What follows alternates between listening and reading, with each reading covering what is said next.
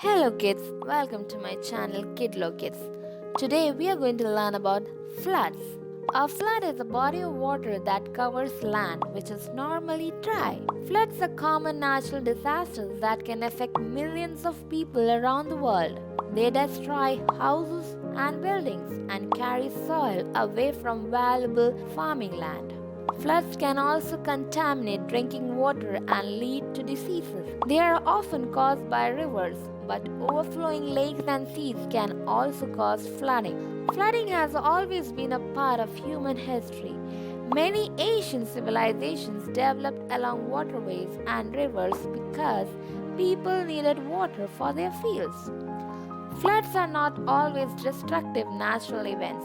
Before the Aswan High Dam was built, yearly floods in Egypt brought along nutrients and made the land around the Nile very fertile. Every year, floods during the monsoon season in Bangladesh deposit fertile soil but also kill thousands of people and leave millions homeless. On 16th August 2018, severe floods affected the South Indian state Kerala due to unusually high rainfall during the monsoon season. It was the worst flood in Kerala in nearly a century. Over 483 people died and 140 were missing. All the 14 districts of the state were placed on red alert. According to the Kerala government, 1/6 of the total population of Kerala had been directly affected by the floods and related incidents. The Indian government had declared it a level 3 calamity or calamity of a severe nature. It is the worst flood in Kerala after the Great Flood of 99 that took place in 1924. 35 out of 54 dams within the state were opened for the first time in history. All 5 overflow gates of the Idukki Dam were opened at the same time, and for the first time in 26 years, 5 gates of the Malappuzha Dam of Palakkad were opened. The situation was regularly monitored by the National Crisis Management Committee, which also coordinated the rescue and relief operations. How do floods occur? At least once a year, the plains around large rivers are flooded. This is due to the amount of water that rivers bring with them because of heavy rainfall or melting snow in the mountainous regions. Thunderstorms can cause flash floods, in which small rivers can swell quickly and carry up to 10 times the normal amount of water.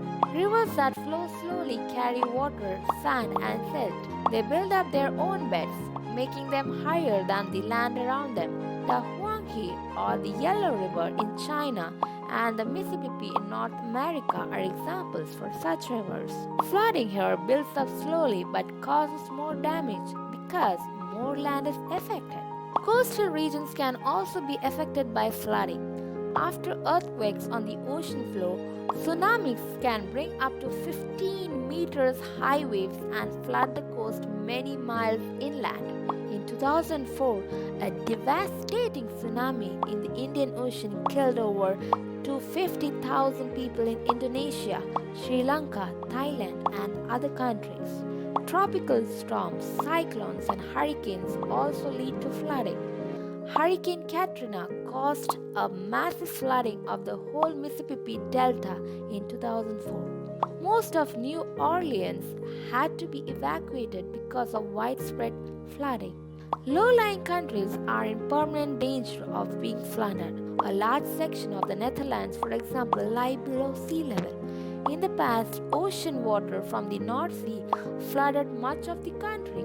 Today, a series of dikes and dams protect the land behind the coast. Floods are also caused by humans. Trees and plants normally help absorb too much water. When forests are cut or burned down, water from rainfall flows down barren land and produces mudslides.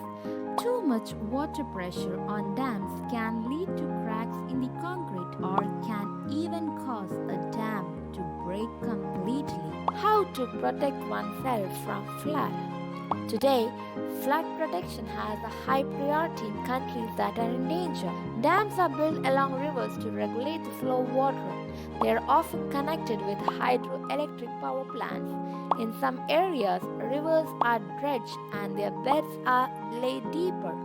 In alpine regions, reservoirs are built to hold back water and control the flow of small rivers.